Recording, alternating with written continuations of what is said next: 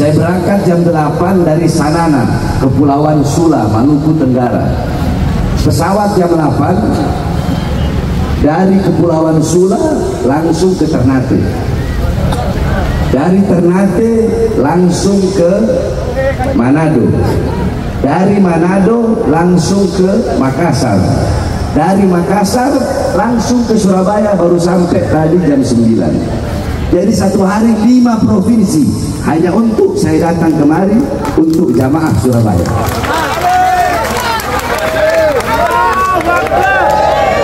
Jadi sebelumnya saya mohon maaf, saya tidak bisa lama. Tapi walaupun sedikit, insya Allah bermanfaat. Soalnya tadi saya bilang, saya kode Habib Syauqi.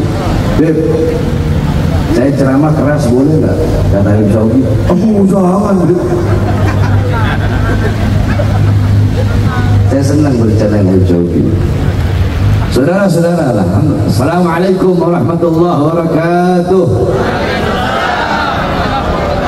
Alhamdulillahil qawi sultan wal wadihil burhan wal mabsud fil wujud karam wa ihsanu. Allahumma salli wa sallim wa barik wa karim wa adil ala nuril anwar wa sirril asrar wa tiryakil akhyar wa miftahi babil yasar sayyidina wa maulana Muhammad Muhammadin al-Mukhtar wa alihi al-athhar wa ashabil akhyar adada ni'amillah wa ifdalih, amma ba'd. Saya cintai yang saya muliakan segenap para alim ulama, para habaib, para kiai, para asatid, para tuan-tuan guru, para tokoh masyarakat, segenap aparat pemerintah, wabil khusus guru kita Habib Syauqi As-Segaf, mudah-mudahan Allah panjangkan umur beliau. Habib Jamal Al-Habsyi beserta seluruh para habaib-habaib, para kiai-kiai, para tuan-tuan guru semuanya. Dan yang saya cintai, saya muliakan segenap hadirin hadirat, bapak-bapak, ibu-ibu, khususnya para pemuda-pemudi umat baginda Nabi besar Muhammad yang selalu dimuliakan oleh Allah Subhanahu wa taala. Saudara-saudara sekalian, pada malam hari yang mulia ini kita duduk di tempat yang dimana Sayyidina Umar bin Khattab radhiyallahu anhu, beliau berkata, "Inna Allah lam yahluk fi wajhil 'ardi turaban afdal min majlisil ilmi." Sesungguhnya Allah tidak pernah menciptakan sejengkal tanah pun di muka bumi selain daripada tanah yang digunakan untuk menuntut ilmunya Allah Subhanahu wa taala. Jadi tempat yang kita duduk ini jadi tempat yang paling mulia. Kenapa? Karena engkau duduk di sini menuntut ilmunya Allah. Sampai-sampai Rasulullah berkata kepada Ibn Mas'ud, "Ya Ibn Mas'ud, dulu suka saatan di majlis ilm, la tamassu qalaman wa la taktubu harfan, khairul laka min ij'al fi rakabah." Hei Ibn Mas'ud, kata Rasulullah, engkau duduk di majlis ilmu, hendak megang pena, hendak menulis walaupun satu huruf, hendak dari santri di pondok, hendak cuma duduk di majlis ilmu, dengarkan nasihat, itu lebih baik, itu lebih utama daripada engkau memerdekakan 1000 orang budak. Sedangkan satu pahala bagi orang yang memerdekakan 1 budak, di akhirat dia akan dimerdekakan dari nerakanya Allah. Bagaimana 1000 budak? Sedangkan kita duduk di sini lebih utama dan lebih mulia daripada memerdekakan 1000 orang budak. Wa nadruka ila wajhil alim nadratan fafariha biha wa khalaqa Allah min tilkal nadra malakan yastaghfir lak ila yaumil qiyamah. Dan ketika engkau duduk di majelis ilmu, memandang wajah para ulama, memandang wajah para kiai, memandang wajah orang-orang soleh dengan pandangan bahagia, pandangan cinta, pandangan kasih sayang, maka dari setiap pandangan itu akan Allah ciptakan malaikat yang memohon ampun atas dosa-dosamu sampai datangnya hari kiamat. Maka apakah ada perkumpulan yang lebih mulia selain dari perkumpulan-perkumpulan seperti pada malam hari ini?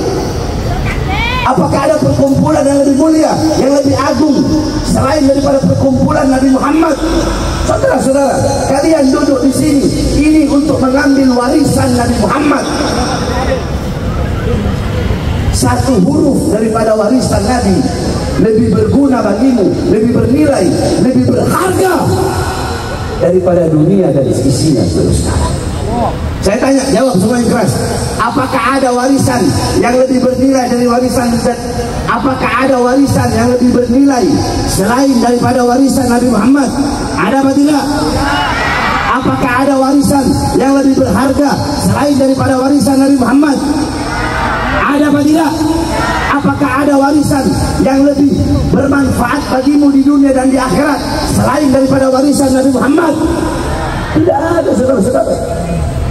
Kalau kalian pengen tahu warisan Nabi Muhammad tidak mewariskan harta, pangkat, jabatan, tahta, kekuasaan, dinar, dirham, uang, emas, intan, permata, wanita. Bukan itu warisannya Nabi.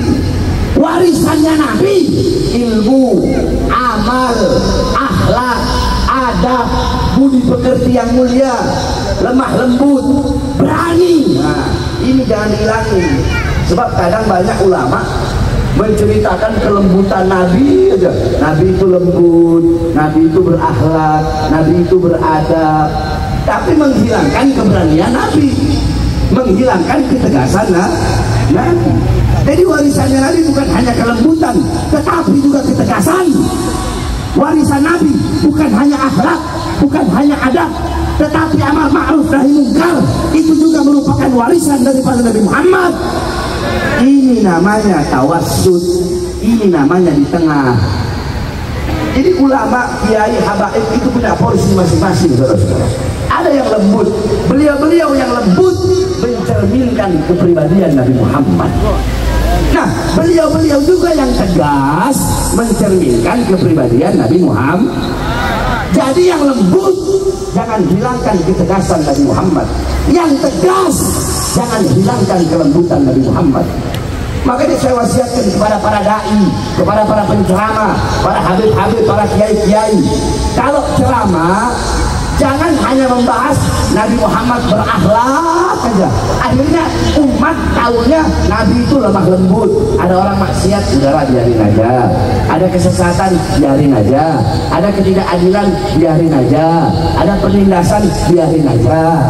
Sehingga umat nggak tahu akan ketegasan Nabi Muhammad. Sebaliknya, begitu juga ustadz, kiai, habib yang tegas. Jangan hanya menceritakan Nabi perang, Nabi jihad, Nabi amar ma'ruf, Nabi nahi mungkar, tapi ceritakan juga bagaimana akhlak Nabi, bagaimana adab Nabi, bagaimana budi pekerti Nabi, bagaimana kelembutan Nabi. Saya tanya, ini di tengah nggak? Jawab, di tengah nggak? Di tengah nggak? Saya itu orang di tengah. Maka tidak ada majelis yang lebih mulia selain daripada majelis baginda Nabi besar Muhammad. Maka singkat saja, saudara-saudara, kita di sini merayakan Maulid Nabi Muhammad, saudara-saudara. Perlu kalian tahu dalam kitab Khawashi Syahwani, itu kitab Khawashi Syahwani adalah hasyiah daripada kitab Tuhfatul Muhtaj karangan Imam Ibnu Hajar Al-Haytami. Tuhfatul Muhtaj adalah syarah daripada kitab Minhaj Al-Imam An-Nawawi.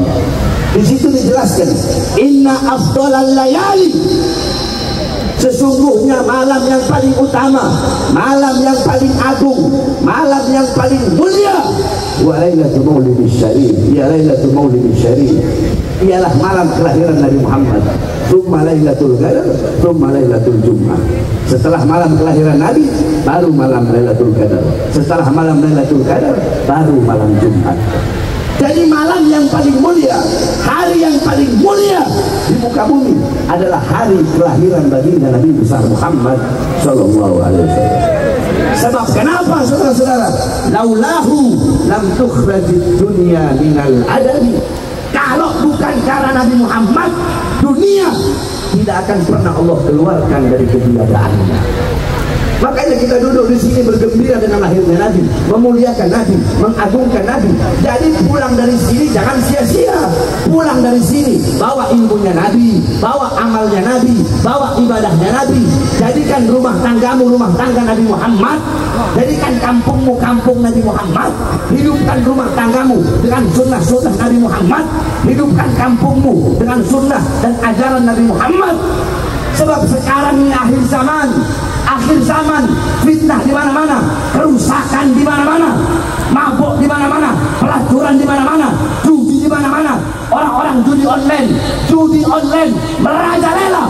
Bukan hanya di lapisan masyarakat bawah keracunan judi online, masyarakat menengah keracunan judi online, masyarakat atas keracunan judi online, rakyat, masyarakat, anak muda, orang tua, polisi, tentara, anggota dewan, pejabat, semua rata-rata kecanduan judi online. Makanya jadikan kampung kalian kampung Nabi Muhammad, hidupkan dengan ajaran Nabi. Agar apa? Agar tidak ada kesesatan, agar tidak ada kemungkaran.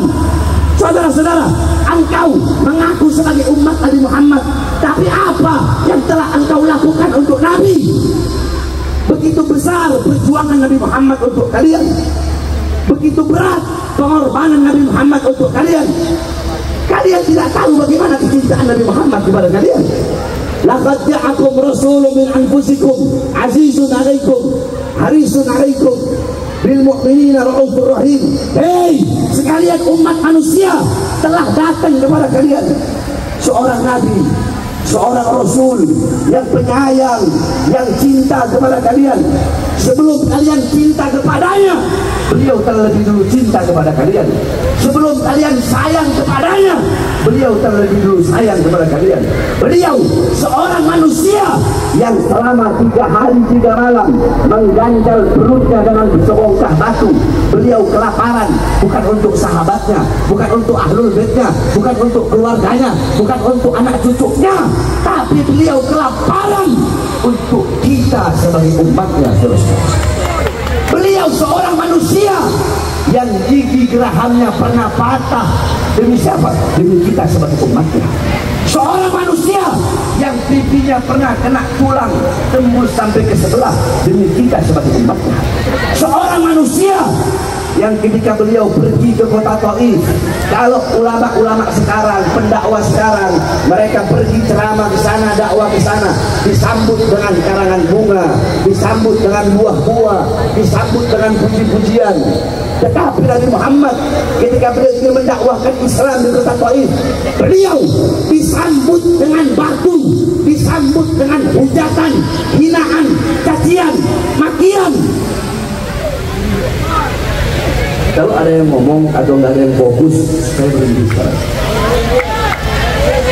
Saya udah bilang, saya nggak akan lama.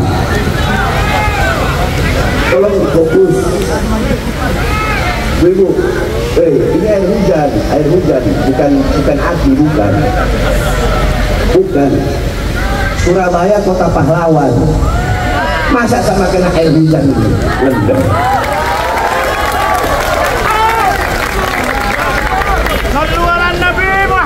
Arek Surabaya di dalam tubuhnya mengalir darah Bung Tomo. Masa kena air hujan kalian rela meninggalkan majelis ilmu? Siap bertahan, walaupun hujan siap. Allahu Akbar. Itu baru arek Surabaya ibu. Yo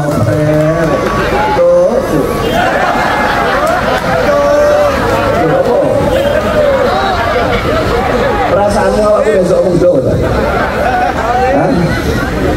Aku mondok nek Bangi, jadi aku nek Bangi. Jadi nek ngomong itu wis jasa mau Bangi ngomong kantuk kok. Paham? Kita sampai lupa tuh, sampai mana tuh? Bahasa apa tadi? Rasulullah, perhatikan. Rasulullah SAW, bagaimana kecintaan beliau kepada kalian? Perhatikan, satu waktu Rasulullah pernah mendoakan Sayyidatuna Aisyah. Mendoakan siapa? Sayyidatuna Aisyah. Karena Sayyidatuna Aisyah melakukan hal yang beliau sukai. Beliau doa, Allahumma ighfir li Aisyah ma qaddamat wa ma akharat. Ya Allah, ampunilah dosa-dosa Aisyah yang telah lalu, yang akan datang. Mendengar doa Nabi Muhammad, Siti Aisyah langsung berlari-lari kecil kayak perempuan yang lagi senang gitu. Kata Rasulullah, apakah kau senang wahai Aisyah? Ya, siapa yang tidak senang didoakan oleh makhluk mulia sepertimu? Apa jawab Rasulullah? Wahai Aisyah, jikalau engkau senang dengan doaku yang seperti tadi, maka ketahuilah, doa seperti itulah yang setiap hari aku mintakan kepada Allah untuk umatku. Amin. Bahkan Nabi Muhammad SAW, saya sebenarnya tidak kuat kalau mau cerita masalah ini, tapi harus kalian ketahui agar kalian tahu bagaimana pengorbanan Nabi agar tertanam dalam hati kalian rasa cinta kepada Nabi Muhammad.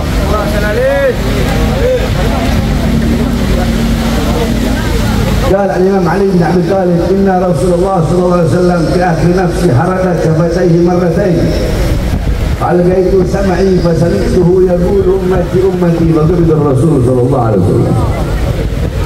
Al-Imam Ali bin Abi Thalib, beliau berkata pada saat detik-detik terakhir nafasnya Rasulullah, beliau menggerakkan bibirnya dengan 2 kali gerakan. Aku dekatkan pendengaranku, aku dekatkan telingaku, dan aku melihat, aku mendengar beliau berkata, ummati, ummati, umatku, umatku. Kemudian wafatlah Rasulullah SAW. Saudara-saudara, ketika itu Allah memerintahkan Jibril dan Israel. Allah berkata, wahai Israel, datanglah engkau dengan Jibril untuk mencabut nyawa kekasih yang paling kucintai, makhluk yang paling mulia, makhluk yang paling agung. Saat ini adalah saat-saat pertemuanku dengannya. Aku rindu berjumpa dengannya. Pergilah cabut nyawanya. Namun engkau izin dulu kepadanya, mau atau tidak dicabut nyawanya. Kalau dia mau, cabut nyawanya. Tapi kalau dia tidak mau, jangan kau cabut nyawanya. Pergi Israel. Ketika Israel berdiri di depan rumah Nabi Muhammad, ketika itu Nabi Muhammad sedang sakit, Israel mengetuk pintu rumah. Pintu rumah dibuka oleh Sayyidatuna Fatimah. Ketika pintu rumah dibuka, Sayyidatuna Fatimah berkata, siapa engkau? Israel menjawab, aku adalah pemisah antara kehidupan dan kematian. Aku yang menjadikan anak-anak menjadi yatim. Aku yang menjadikan para istri-istri menjadi janda. Aku adalah Malikul Maut, dan aku diperintahkan oleh Tuhanku untuk mencabut nyawa kekasihnya, yaitu nyawa baginda Nabi besar Muhammad. Siti Fatimah masuk ke dalam rumah menangis di bangkuan ayahnya dan berkata, wahai ayah, kau akan pergi meninggalkanku, kau akan wafat, nyawamu akan dicabut. Rasulullah mengusap kepala Sayyidatuna Fatimah. Saya berangkat jam 8 dari Sanana, Kepulauan Sula, Maluku Tenggara. Pesawat jam 8 dari Kepulauan Sula langsung ke Ternate. Dari Ternate langsung ke Manado. Dari Manado langsung ke Makassar. Dari Makassar langsung ke Surabaya, baru sampai tadi jam 9.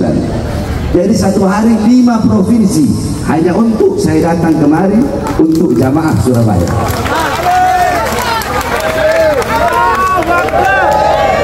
Jadi sebelumnya saya mohon maaf, saya tidak bisa lama. Tapi walaupun sedikit, insya Allah bermanfaat. Soalnya tadi saya bilang, saya kode Habib Syauqi. Habib, saya ceramah keras boleh nggak? Kata Habib Syauqi, jangan. Saya senang berbicara dengan Syauqi. Saudara-saudara, alhamdulillah. Assalamualaikum warahmatullahi wabarakatuh.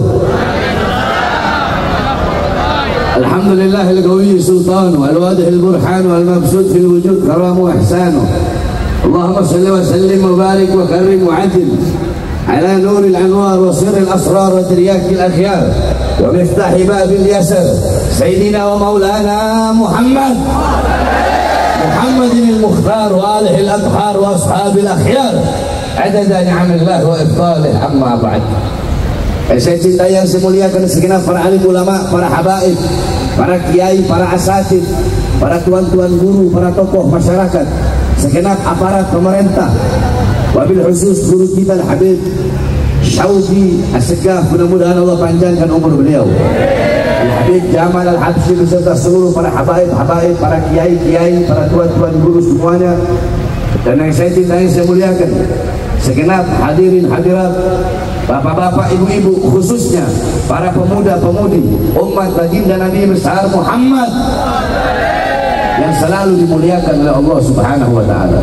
Saudara-saudara sekalian, pada malam hari yang mulia ini kita duduk di tempat yang dimana Sayyidina Umar bin Khattab radhiyallahu anhu, beliau berkata, "Inna Allah lam yahluk fi wajhil 'ardi turaban afdal min majlisil ilmi." Sesungguhnya Allah tidak pernah menciptakan sejengkal tanah pun di muka bumi selain daripada tanah yang digunakan untuk menuntut ilmunya Allah Subhanahu wa ta'ala. Jadi tempat yang kita duduk ini jadi tempat yang paling mulia. Kenapa?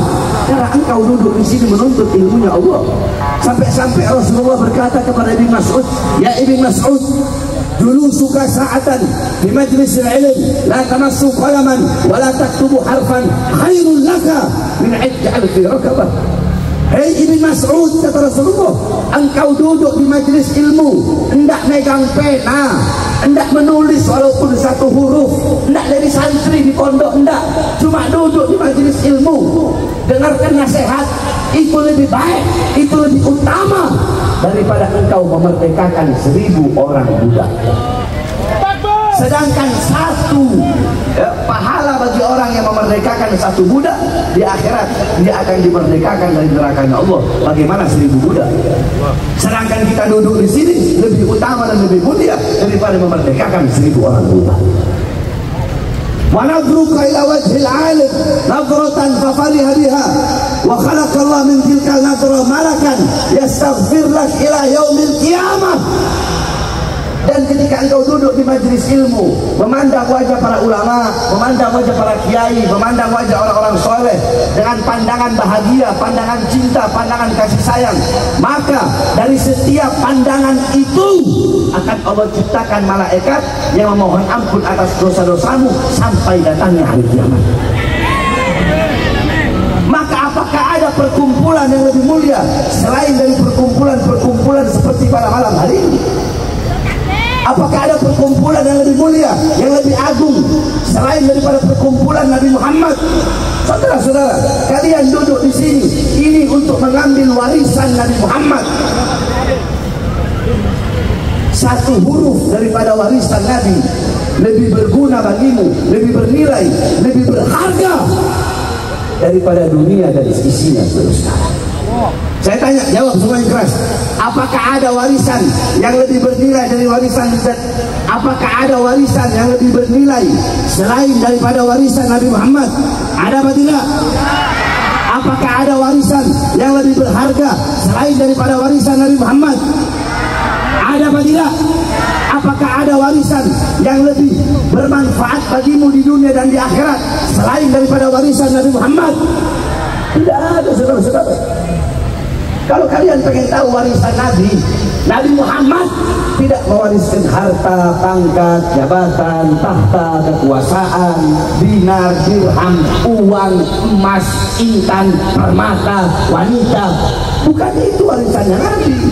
Warisannya Nabi ilmu, amal, akhlak, adab, budi pekerti yang mulia, lemah lembut, berani. Nah, ini jangan dihilangin. Sebab kadang banyak ulama menceritakan kelembutan Nabi aja. Nabi itu lembut, Nabi itu berakhlak, Nabi itu beradab, tapi menghilangkan keberanian Nabi, menghilangkan ketegasan Nabi. Jadi warisannya Nabi bukan hanya kelembutan, tetapi juga ketegasan. Warisan Nabi bukan hanya akhlak, bukan hanya adab, tetapi amar ma'ruf nahi munkar. Itu juga merupakan warisan daripada Nabi Muhammad. Ini namanya tawassut, ini namanya di tengah. Jadi ulama, kiai, habaib itu punya porsi masing-masing, saudara-saudara. Ada yang lembut, beliau-beliau yang lembut mencerminkan kepribadian Nabi Muhammad. Nah, beliau-beliau juga yang tegas mencerminkan kepribadian Nabi Muhammad. Jadi yang lembut, jangan hilangkan ketegasan Nabi Muhammad. Yang tegas, jangan hilangkan kelembutan Nabi Muhammad. Makanya saya wasiatkan kepada para dai, kepada para penceramah, para habib-habib, para kiai-kiai, kalau ceramah jangan hanya membahas Nabi Muhammad berakhlak saja. Akhirnya umat tahunya Nabi itu lemah lembut. Ada orang maksiat, udahlah biarin aja. Ada kesesatan, biarin aja. Ada ketidakadilan, biarin aja. Ada penindasan, biarin aja. Sehingga umat nggak tahu akan ketegasan Nabi Muhammad. Sebaliknya, begitu juga ustadz, kiai, habib yang tegas. Jangan hanya menceritakan Nabi perang, Nabi jihad, Nabi amar ma'ruf, Nabi nahi mungkar, tapi ceritakan juga bagaimana akhlak Nabi, bagaimana adab Nabi, bagaimana budi pekerti Nabi, bagaimana kelembutan Nabi. Saya tanya, ini di tengah nggak? Jawab, di tengah nggak? Di tengah nggak? Saya itu orang di tengah.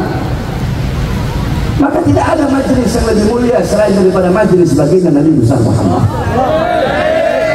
Maka singkat saja saudara-saudara, kita di sini merayakan Maulid Nabi Muhammad, saudara-saudara.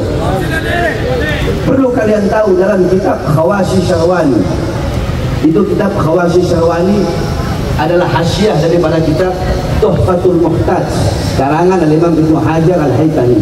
Tuhfatul Muhtaj adalah syarah daripada kitab Minhaj Al-Imam An-Nawawi. Di situ dijelaskan, inna afdhalal layali, sesungguhnya malam yang paling utama, malam yang paling agung, malam yang paling mulia, wa lailatul maulidis syarif, ya lailatul maulidis syarif, ialah malam kelahiran Nabi Muhammad. Tsumma lailatul qadar, tsumma lailatul jum'ah. Setelah malam kelahiran Nabi, baru malam Lailatul Qadar. Setelah malam Lailatul Qadar, baru malam Jumat. Jadi malam yang paling mulia, hari yang paling mulia di muka bumi adalah hari kelahiran baginda Nabi besar Muhammad sallallahu alaihi wasallam. Sebab kenapa saudara-saudara? Laulahu lam tukhrajid dunya minal adabi. Kalau bukan karena Nabi Muhammad, dunia tidak akan pernah Allah keluarkan dari ketiadaannya. Makanya kita duduk di sini bergembira dengan lahirnya Nabi, memuliakan Nabi, mengagungkan Nabi. Jadi pulang dari sini jangan sia-sia. Pulang dari sini bawa ilmunya Nabi, bawa amalnya Nabi, bawa ibadahnya Nabi. Jadikan rumah tanggamu rumah tangga Nabi Muhammad. Jadikan kampungmu kampung Nabi Muhammad. Hidupkan rumah tanggamu dengan sunnah-sunnah Nabi Muhammad. Hidupkan kampungmu dengan sunnah dan ajaran Nabi Muhammad. Sebab sekarang ini akhir zaman, fitnah di mana-mana, kerusakan di mana-mana, mabuk di mana-mana, pelacuran di mana-mana, judi di mana-mana, orang-orang judi online merajalela. Bukan hanya di lapisan masyarakat bawah keracunan judi online, masyarakat menengah keracunan judi online, masyarakat atas keracunan judi online, rakyat, masyarakat, anak muda, orang tua, polisi, tentara, anggota dewan, pejabat, semua rata-rata kecanduan judi online. Makanya jadikan kampung kalian kampung Nabi Muhammad. Hidupkan dengan ajaran Nabi. Agar apa? Agar tidak ada kesesatan, agar tidak ada kemungkaran. Saudara-saudara, engkau mengaku sebagai umat Nabi Muhammad, tapi apa yang telah engkau lakukan untuk Nabi? Begitu besar perjuangan Nabi Muhammad untuk kalian, begitu berat pengorbanan Nabi Muhammad untuk kalian. Kalian tidak tahu bagaimana kecintaan Nabi Muhammad kepada kalian. Laqad ja'akum rasulun min anfusikum azizun 'alaikum harisun 'alaikum bil mu'minina raufur rahim. Hei sekalian umat manusia, telah datang kepada kalian seorang nabi, seorang rasul yang penyayang, yang cinta kepada kalian. Sebelum kalian cinta kepadanya, beliau telah lebih dulu cinta kepada kalian. Sebelum kalian sayang kepadanya, beliau terlebih dulu sayang kepada kalian. Beliau seorang manusia yang selama 3 hari 3 malam mengganjal perutnya dengan sebongkah batu. Beliau kelaparan, bukan untuk sahabatnya, bukan untuk ahlul baitnya, bukan untuk keluarganya, bukan untuk anak cucunya, tapi beliau kelaparan untuk kita sebagai umatnya. Beliau seorang manusia yang gigi gerahamnya pernah patah. Demi siapa? Demi kita sebagai umatnya. Seorang manusia yang pipinya pernah kena tulang tembus sampai ke sebelah. Demi kita sebagai umatnya. Seorang manusia yang ketika beliau pergi ke kota Taif, kalau ulama-ulama sekarang, pendakwah sekarang, mereka pergi ceramah ke sana, dakwah ke sana, disambut dengan karangan bunga, disambut dengan buah-buah, disambut dengan puji-pujian. Tetapi Nabi Muhammad ketika beliau ingin mendakwahkan Islam di kota Taif, beliau disambut dengan batu, disambut dengan hujatan, hinaan, cacian, makian. Kalau ada yang ngomong atau nggak ada yang fokus, saya berhenti sekarang. Saya udah bilang, saya nggak akan lama. Tolong fokus. Ibu, ini air hujan, bukan api, bukan. Surabaya kota pahlawan. Masa sama kena air hujan ini? Lendem.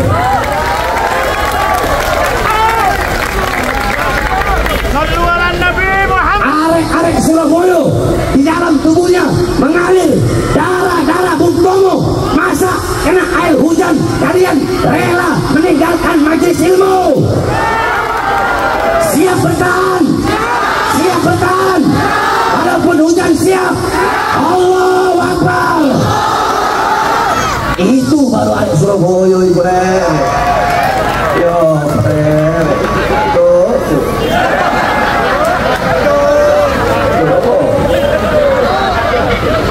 perasaanmu aku besok mondok. Aku mondok nek Bali jadi aku nek Bali. Jadi nek ngomong terus jangan sama Bali ngomong kantuk. Paham? Kita sampai lupa tuh sampai mana gitu. Bahasa apa tadi? Rasulullah, perhatikan Rasulullah SAW, bagaimana kecintaan beliau kepada kalian. Perhatikan, satu waktu Rasulullah pernah mendoakan Sayyidatuna Aisyah. Mendoakan siapa? Sayyidatuna Aisyah. Karena Sayyidatuna Aisyah melakukan hal yang beliau sukai. Beliau doa, Allahumma ighfir li Aisyah ma qaddamat wa ma akharat. Ya Allah, ampunilah dosa-dosa Aisyah yang telah lalu, yang akan datang. Mendengar doa Nabi Muhammad, Siti Aisyah langsung berlari-lari kecil kayak perempuan yang lagi senang gitu. Kata Rasulullah, apakah kau senang wahai Aisyah? Ya. Siapa yang tidak senang didoakan oleh makhluk mulia sepertimu? Apa jawab Rasulullah? Wahai Aisyah, jikalau engkau senang dengan doaku yang seperti tadi, maka ketahuilah, doa seperti itulah yang setiap hari aku mintakan kepada Allah untuk umatku. Amin. Bahkan Nabi Muhammad SAW, saya sebenarnya tidak kuat kalau mau cerita masalah ini.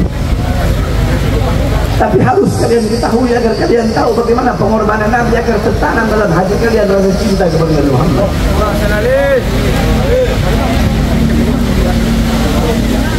قال الإمام علي بن أبي طالب إن رسول الله صلى الله عليه وسلم في آخر نفسه حرك شفتيه مرتين فألقيت سمعي فسمعته يقول أمتي أمتي فقبض الرسول صلى الله عليه وسلم. Al-Imam Ali bin Abi Thalib beliau berkata, pada saat detik-detik terakhir nafasnya Rasulullah, beliau menggerakkan bibirnya dengan 2 kali gerakan. Aku dekatkan pendengaranku, aku dekatkan telingaku, dan aku melihat, aku mendengar beliau berkata, ummati, ummati, umatku, umatku. Kemudian wafatlah Rasulullah. Saudara-saudara, ketika itu Allah memerintahkan Jibril dan Israel. Allah berkata, wahai Israel, Datanglah engkau dengan Jibril untuk mencabut nyawa kekasih yang paling kucintai, makhluk yang paling mulia, makhluk yang paling agung. Saat ini adalah saat-saat pertemuanku dengannya. Aku rindu berjumpa dengannya. Pergilah cabut nyawanya. Namun engkau izin dulu kepadanya, mau atau tidak dicabut nyawanya. Kalau dia mau, cabut nyawanya. Tapi kalau dia tidak mau, jangan kau cabut nyawanya. Pergi Israel. Ketika Israel berdiri di depan rumah Nabi Muhammad, ketika itu Nabi Muhammad sedang sakit, Israel mengetuk pintu rumah. Pintu rumah dibuka oleh Sayyidatuna Fatimah. Ketika pintu rumah dibuka, Sayyidatuna Fatimah berkata, siapa engkau? Israel menjawab, aku adalah pemisah antara kehidupan dan kematian. Aku yang menjadikan anak-anak menjadi yatim. Aku yang menjadikan para istri-istri menjadi janda. Aku adalah Malikul Maut, dan aku diperintahkan oleh Tuhanku untuk mencabut nyawa kekasihnya, yaitu nyawa baginda Nabi besar Muhammad. Siti Fatimah masuk ke dalam rumah, menangis di pangkuan ayahnya dan berkata, wahai ayah, kau akan pergi meninggalkanku, kau akan wafat, nyawamu akan dicabut. Rasulullah mengusap kepala Sayyidatuna Fatimah.